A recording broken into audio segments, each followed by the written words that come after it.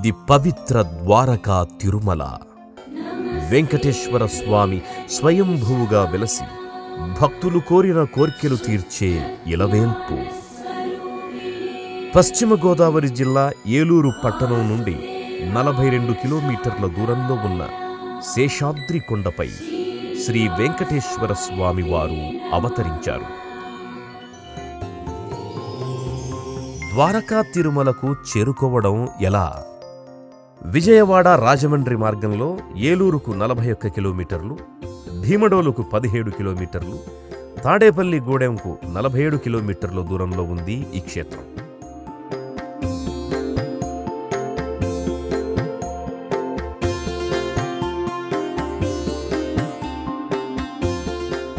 Eluru Tadepalli గూడెంలలో express రైళ్లు ఆగుతాయి. భీమడోలులో passenger రైళ్లు ఆగుతాయి. ఈ పట్టణాల నుండి మరియు చుట్టుపక్కల ఇతర పట్టణాల నుండి ప్రతిరోజు ఏపీఎస్ఆర్టీసీ బస్సుల్ని నడుపుతోంది. ఎంతో సౌకర్యంగా ద్వారకా తిరుమలను చేరుకోవచ్చు. పురాణ కథనం. స్వయంభువుగా వెలసిన స్వామివారిని చీమల పుట్ట నుండి వెలికి తీసిన ద్వారకా అనే ముని పేరు మీదుగా ఈ ఆలయానికి ద్వారకా తిరుమల అనే పేరు వచ్చినట్లు చెబుతారు.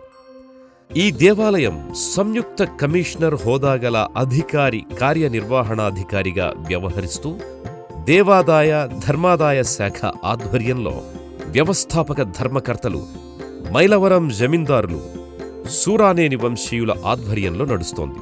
ప్రస్తుతం వ్యవస్థాపక ధర్మకర్త చైర్మన్ శ్రీ రాజా సూరానేని వెంకట సుధాకర్రావు పరిపాలనా వ్యవహారాలను పర్యవేక్షిస్తున్నారు.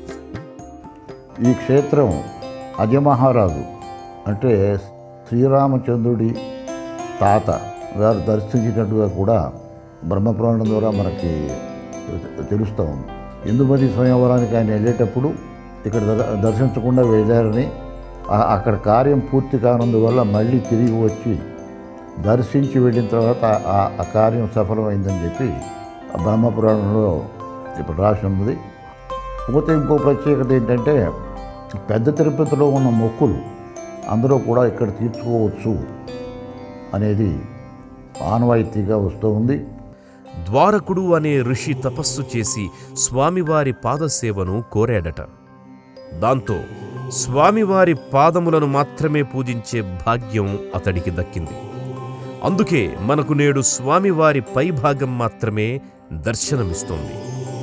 స్వామి పాదపూజ చేసుకునే భాగ్యం కలిగించేందుకు మరొక నిలువెత్తు విగ్రహాన్ని అప్పటి ఋషులతో వైఖానసాగమానుసారం ప్రతిష్ఠించారు.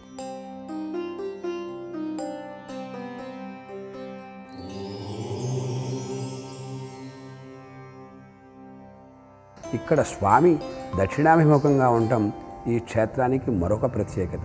ద్వారక మహర్షి మోక్షం కావాలనే ఉద్దేశంతో ఈ తపస్సు ప్రారంభించిన కారణంగా వారు ఉత్తరముఖంగా కూర్చుని తపస్సు చేశారని, వారికి అభిముఖంగా ఎదురుగా రావటం వలన స్వామి దక్షిణాభిముఖమైనట్లుగా మనకి సనాతనంగా పెద్దలు చెబుతున్నారు. ఈ ద్వారకా తిరుమల క్షేత్రంలో ఒకరు స్వయం వ్యక్త స్వామి, మరొకరు ప్రతిష్ఠ చేసినటువంటి స్వామి మూలవరులు ఇద్దరుగా ఉండటం ఈ క్షేత్రం యొక్క ప్రత్యేకత. ఒక విగ్రహం సంపూర్ణమైనదిగా, రెండవది స్వామివారి పైభాగం మాత్రమే కనిపించేటట్లుగా ఉండే అర్ధ విగ్రహంగా ఉంటుంది.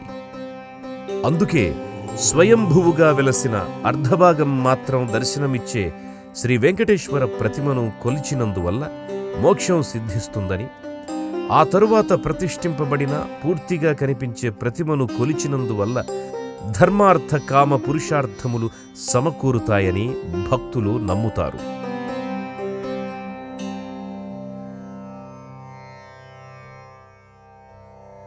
స్వామివారికి ఈ ద్వారకా తిరుమల క్షేత్రంలో అభిషేకం లేదు. స్వామివారి దగ్గర ఏమాత్రం అయినా జలం పడినా తేనె రంగులో ఉండేటువంటి చీమలు చాలా విపరీతంగా ఈ దేవాలయం అంతా రావటం కారణంగా స్వామివారికి ఈ స్నపనము నిషేధించబడింది.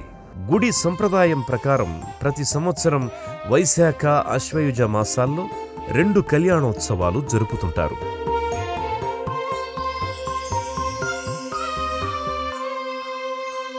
ఎందుకంటే స్వామివారు స్వయంభువుగా వైశాఖ మాసంలో దర్శనమిచ్చారని, సంపూర్ణ విగ్రహాన్ని ఆశ్వయుజ మాసంలో ప్రతిష్ఠించిన కారణంగా అలా చేస్తుంటారు. సుదర్శన క్షేత్రమైన ఈ ద్వారకా తిరుమల చిన్న తిరుపతిగా కూడా ప్రసిద్ధి చెంది అశేష భక్తజనావళి నీరాజనాలు అందుకుంటోంది. ఎలా దర్శించుకోవాలి? ఆలయంలోకి ప్రవేశించగానే కళ్యాణ మండపం వస్తుంది. ఈ మండపం దాటి మెట్లు ఎక్కగానే ప్రారంభంలోని పాదుకా మండపంలో స్వామివారి పాదాలు కానవస్తాయి. శ్రీవారి పాదాలకు నమస్కరించిన తరువాతే భక్తులు పైకి ఎక్కుతారు. పైకి వెళ్లే మెట్ల మార్గంలో రెండు వైపులా దశావతార విగ్రహాలు భక్తులను పరవశింపజేస్తాయి.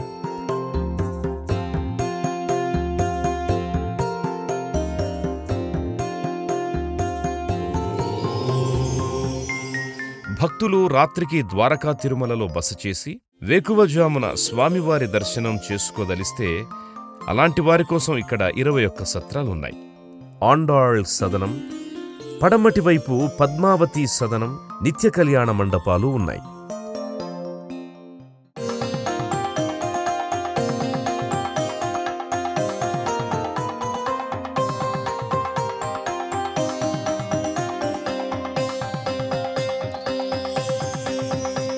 ప్రధాన ద్వారం లోపలి రెండు వైపులా గర్భగుడికి అభిముఖంగా ద్వారకాముని, అన్నమాచార్యుల విగ్రహాలున్నాయి.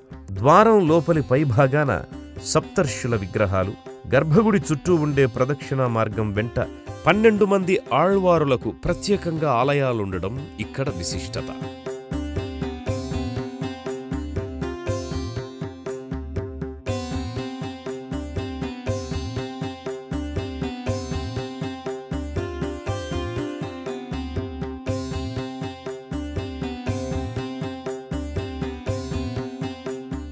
ప్రదక్షిణా మార్గంలో దీపారాధన మండపముంది.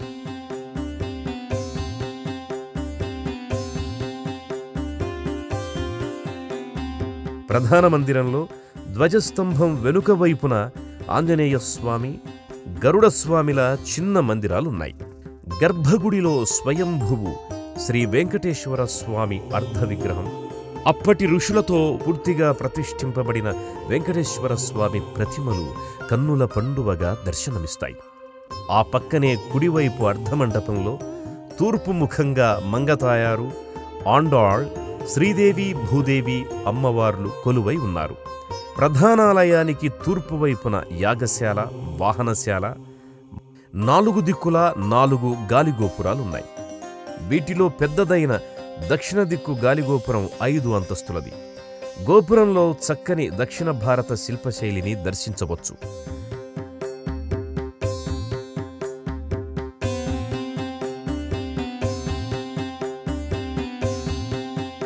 పడమర వైపు పక్కనే తలనీలాలు సమర్పించుకునే కళ్యాణకట్ట ఉన్నది.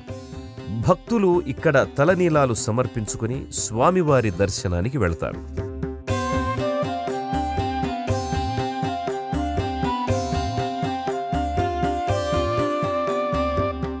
ఆలయ నిర్వాహకులు ఈ దేవస్థానంలో నిత్యాన్నదానం ఏర్పాటు చేశారు. ఇది అన్నప్రసాదశాల. ఇక్కడ రుచికరమైన భోజనాన్ని భక్తులకు ఉచితంగా అందిస్తారు. ప్రతిరోజు 5,000 మంది ఇక్కడ అన్నప్రసాదం స్వీకరిస్తుంటారు.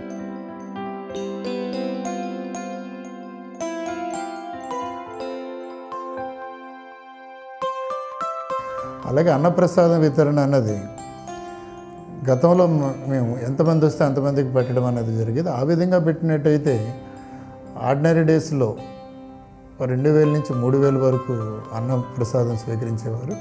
శని ఆదివారాలు తీసుకున్నట్టయితే భక్తులు అధిక సంఖ్యలో రావడం వల్ల 5,000 నుంచి 6,000 వరకు భక్తులు అన్నప్రసాదం తీసుకోవడం జరుగుతుందండి. ప్రతిరోజు 5,000 మందికి అన్నప్రసాదం వితరణ చేయడం జరుగుతుందండి. గజశాల. రాజలాంఛనాలలో గజరాజు కూడా ఒకటి. అలాంటి గజరాజు అగ్రగామిగా సంచరిస్తూ స్వామివారికి అత్యంత శోభను కలుగజేస్తుంటుంది. గజరాజు పోషణ నిమిత్తం దాతలు ధన ద్రవ్య రూపంలో పరిమితి లేకుండా విరాళాలు అందిస్తారు. సుదర్శన పుష్కరిణి. ఇది గ్రామమునకు పశ్చిమ భాగమున ఉన్నది. దీనికి నరసింహసాగరమని మరో పేరు కూడా ఉంది. పూర్వం ఈ పుష్కరిణిలోని నీటినే స్వామివారికి వినియోగించేవారు. యాత్రికులు కూడా స్నానమాచరించేవారు. ఇక్కడి రాళ్లపై సుదర్శనాకృతి ఉన్నందున దీనిని సుదర్శన పుష్కరిణి అని పిలుస్తారు. ఇది అత్యంత మహిమాన్వితమైన పుష్కరిణిగా పురాణాలలో వర్ణించబడింది. ఈ పుష్కరిణి మధ్య భాగమున 1999వ సంవత్సరంలో మండపం నిర్మించారు. ప్రతి సంవత్సరం కార్తీక శుద్ధ ద్వాదశి, క్షీరాబ్ది ద్వాదశి నాడు తెప్పోత్సవం కన్నుల పండువగా నిర్వహించడం ఇక్కడ ఆనవాయితీ. ఇక్కడ శ్రీ సుబ్రహ్మణ్య స్వామి వారి ఆలయం ఉంది. ఇది చాలా విశిష్టమైనది. వాహన సేవలు. శ్రీ స్వామివారి తిరువీధి సేవకుగా గరుడ, హంస, శేష, అశ్వ, హనుమంతాది వాహనములు ఉన్నవి. వీటి యందు గరుడ, శేష వాహనములు వెండితో చేయబడినవి. తిరుకల్యాణ మహోత్సవములు మొదలగు విశేషోత్సవములలో శ్రీ స్వామివారు వీనిపై తిరువీధి సేవ కొరకు గ్రామంలోనికొస్తారు. కొందరు భక్తులు ఈ వాహనములపై సేవలు చేయిస్తామని మొక్కుకుంటారు. అట్టివారు నిర్ణీత రుసుమును చెల్లించి అలాంటి మొక్కుబడులు తీర్చుకుంటారు.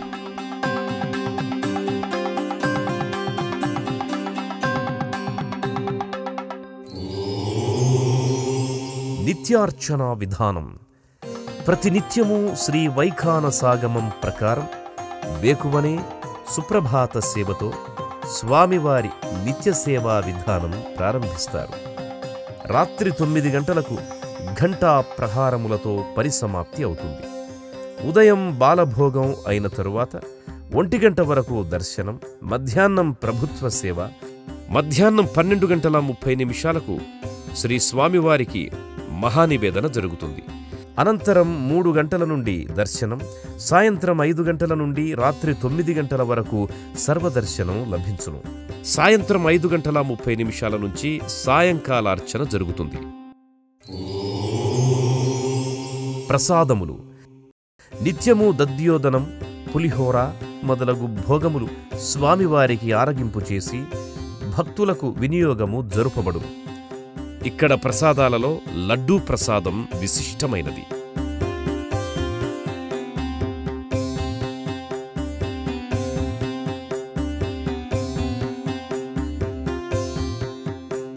విశేషోత్సవాలలో పులిహోర, చక్కెర పొంగలి మొదలగు విశేష భోగములు జరుగును.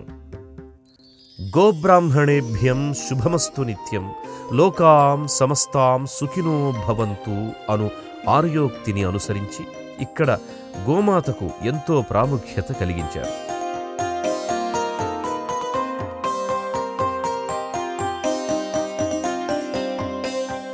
శ్రీ భ్రమరాంబ మల్లేశ్వర స్వామి వారి దేవాలయమునకు వెళ్లుదారిలో ఈ గోశాల నిర్మించారు. కేవలం 6 గోవులతో ప్రారంభించిన ఈ గోశాలలో ప్రస్తుతం స్వదేశీ జాతికి చెందిన 300 గోవులున్నాయి. ఇక్కడ ఉన్న గోవులకు సంరక్షణ నిమిత్తం స్వామివారి ప్రసాదంగా దత్తత స్కీమ్ని ప్రవేశపెట్టారు. ఈ పథకం కింద 1500 గోవులని కృష్ణా జిల్లా, తూర్పు, పశ్చిమ గోదావరి జిల్లాల రైతులకు దత్తతనివ్వడం జరిగింది. సన్డయల్ ఫలభా యంత్రం. ఇది విఖ్యాతమైన సన్డయల్ యంత్రం. సూర్యుని వెలుగు ఆధారంగా సమయం చెప్పేలా రూపొందించినదే ఫలభా యంత్రం, సన్డయల్. ఈ ఫలభా యంత్రాన్ని శ్రీ పిడపర్తి కృష్ణమూర్తి శాస్త్రి గారి ప్రథమ పుత్రుడు శ్రీ పిడపర్తి పూర్ణ సత్య హరిప్రసాద్ రూపకల్పన చేసి నిర్మించారు. దీని ద్వారా సమయాన్ని అత్యంత ఖచ్చితంగా తెలుసుకునేందుకు వీలుంది.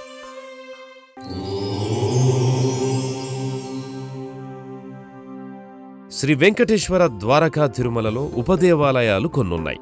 అందులో మొదటిది శివాలయం.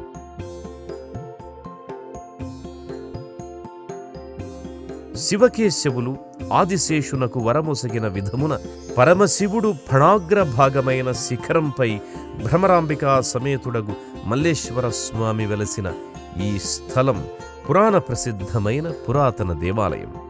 శ్రీ కుంకుళ్ళమ్మ వారి దేవాలయం. ఇక్కడి నుంచి 1 కిలోమీటర్ దూరంలో భీమడోలు మార్గంలో ఇది ఉంది. ఈ అమ్మవారు ప్రయాణంలో భక్తులకు కష్టాలు కలగకుండా చూస్తారని నమ్మకం. ఆంజనేయ స్వామి దేవాలయం, భీమడోలు శ్రీవారి ఆలయాలు ఉన్నాయి.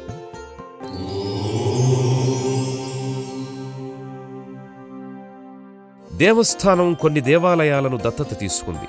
వాటిలో ఎడవల్లిలోని శ్రీ సీతారామ దేవాలయం 1 ఎకరం విస్తీర్ణంలో అతి సుందర కళా వైభవంతో సుమారు ₹1,00,00,000 వ్యయంతో రామచంద్రస్వామి ఆలయ నిర్మాణం జరిగింది. రెండవది రంగాపురంలోని శ్రీ సత్యనారాయణ స్వామి దేవాలయం.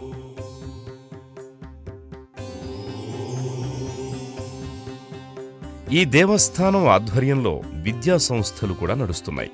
అందులో 2 డిగ్రీ కాలేజీలు, 1 సంస్కృత కాలేజ్, హైస్కూల్ స్థాయి కాలేజ్, 1 స్కూలు నడుస్తున్నాయి. అలాగే వైఖానసాగమం ప్రకారం 1 ఆగమ పాఠశాల కూడా నడుపబడుతోంది.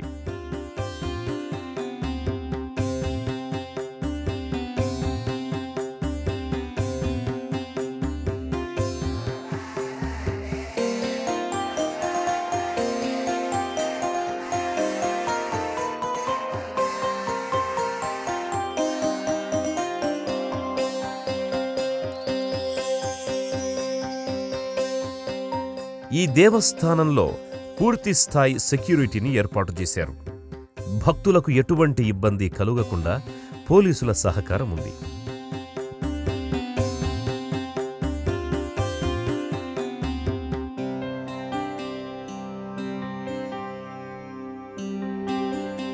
ద్వారకా తిరుమలలో వివాహ వేడుకలు కూడా అత్యంత వైభవంగా జరుపుకుంటారు.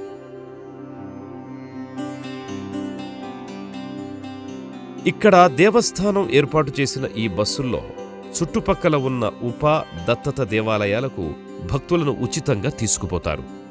దళితవాడల్లో స్వామివారి కళ్యాణం నిర్వహించేందుకు, హిందూ ధర్మ ప్రచారం చేసేందుకు ఈ రథాన్ని ఉపయోగిస్తారు. భక్తులు తమ మొక్కుబడులను తీర్చుకోవడానికి తిరుమలకు వెళ్లలేని పక్షంలో చిన్న తిరుపతిగా పిలుచుకునే ద్వారకా తిరుమలలోనే ఆ మొక్కులను తీర్చుకునే సంప్రదాయం ఉంది. స్వామివారి దర్శనానికి ఆన్లైన్ ద్వారా బుకింగ్ చేసుకునే అవకాశాన్ని కల్పించారు. ఇటీవల కాలంలో ఈ విధంగా ఎక్కువ మంది బుకింగ్ చేస్తున్నారు. ద్వారకా తిరుమల భక్తుల సౌకర్యార్థం ఇక్కడ 1 ATMని కూడా ఏర్పాటు చేశారు. పద్మావతి అతిథి గృహం, ఆండాళ్ అతిథి గృహం, టీటీడీ అతిథి గృహం లాంటివి ద్వారకా తిరుమల దేవస్థానం వారిచే నిర్వహించబడుతున్నాయి. భక్తులు స్నానపానాదులు నిర్వహించుకుని విశ్రాంతి తీసుకునేందుకు వసతి సౌకర్యాలున్నాయి. అలాగే ఉదయం దర్శనానికి 1 ప్రత్యేక క్యూ ఏర్పాటు చేయడం జరిగింది. దర్శనానంతరం అన్నప్రసాదం స్వీకరించడానికి కూడా ప్రత్యేక లైను ఏర్పాటు చేయడం జరిగింది. అలాగే వృద్ధులు, వికలాంగులకు కూడా ప్రత్యేక క్యూ ద్వారా స్వామివారిని దర్శించుకోవడానికి ఏర్పాట్లు చేయడం జరిగింది. భక్తులు రాత్రికి ద్వారకా తిరుమలలో బస చేసి వేకువజామున స్వామివారి దర్శనం చేసుకోదలిస్తే అలాంటి వారి కోసం ఇక్కడ 21 అతిథి గృహాలు, 2 డార్మెటరీలున్నాయి. ఇంకా 190 గదులతో కూడిన 5 సత్రాలను కూడా ఇక్కడ ఏర్పాటు చేశారు. భక్తులు విశ్రాంతి తీసుకునేందుకు ఈ సదనాలను ఉపయోగిస్తారు.